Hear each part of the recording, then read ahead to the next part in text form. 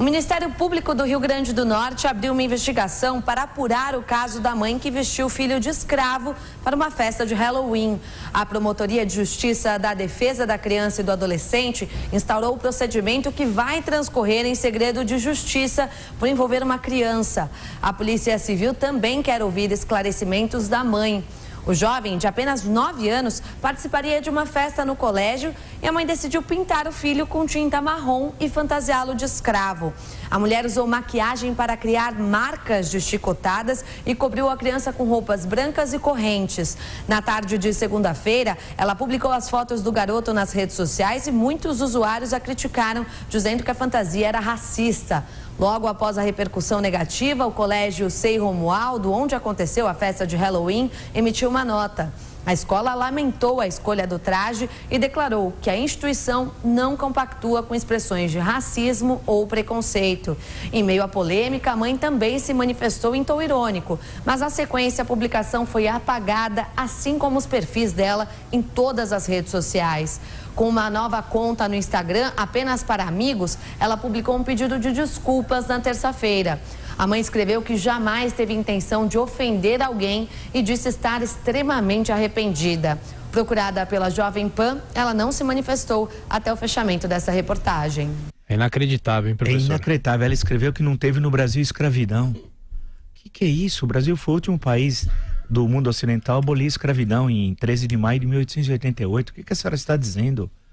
O Brasil foi o último país a abolir a escravidão. Os castigos corporais foram abolidos às vésperas da abolição, na década de 80 do século XIX. A senhora não imagina a luta que foi para abolir o tráfico de escravos, chamada Lei Eusébio de Queiroz, de 1850. Isso demorou 4 décadas. Desde 1810 essa questão estava sendo colocada, pressionando a Inglaterra, pressionando Portugal primeiro, depois o Brasil, por abolir o tráfico. A senhora não imagina a dificuldade que foi para aprovar em 1871 a Lei Rio Branco, a Lei do Ventre Livre. A senhora nem imagina a disputa que foi, a luta que foi, e aí graças também ao papel do imperador Dom Pedro II, né?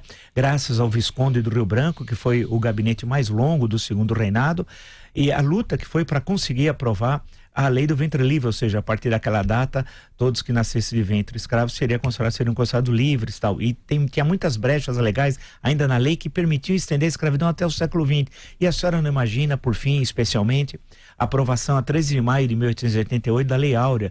A Lei Áurea é produto do abolicionismo. O abolicionismo tem um papel importante da juventude, um papel importante do exército no abolicionismo, especialmente dos jovens oficiais, a defesa do abolicionismo, né? Quando eles se recusaram a ser capitães do mato, célebre passagem, né? Ou seja, o que era capitães do mato? Aqueles que eram contratados para recuperar escravos fugitivos e recebiam um pagamento para tal. Leio no Machado de Assis um clássico contra o pai, contra a mãe. O pai é uma maravilha, uma obra-prima, tal.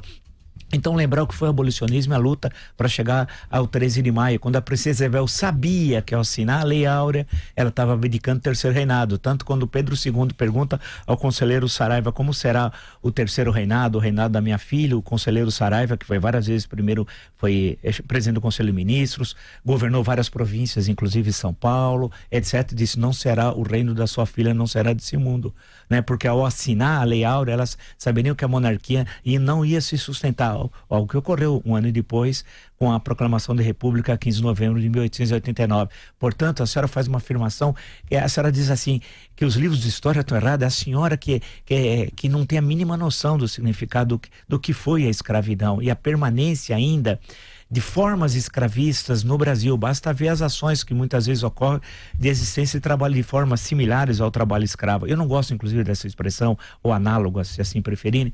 Eu não gosto, porque vocês não imaginam que a escravidão, você é coisa, você é vendido, não há família, separa o marido da mulher, a mãe dos filhos, o pai dos filhos, os irmãos. A senhora nem imagina o que foi o tráfico de escravos. Leia do Robert Conrad de Tumbeiros, por exemplo, que é o estudo do tráfico de escravos da África para o Brasil, especialmente, mas não só para o Caribe, para o sul dos Estados Unidos, que foram as 3 áreas que receberam o trabalho escravo. Portanto, o que a senhora está falando é um verdadeiro absurdo. Tenho certeza que ninguém no Brasil, ninguém sério, nem as autoridades, comungam com o que a senhora disse.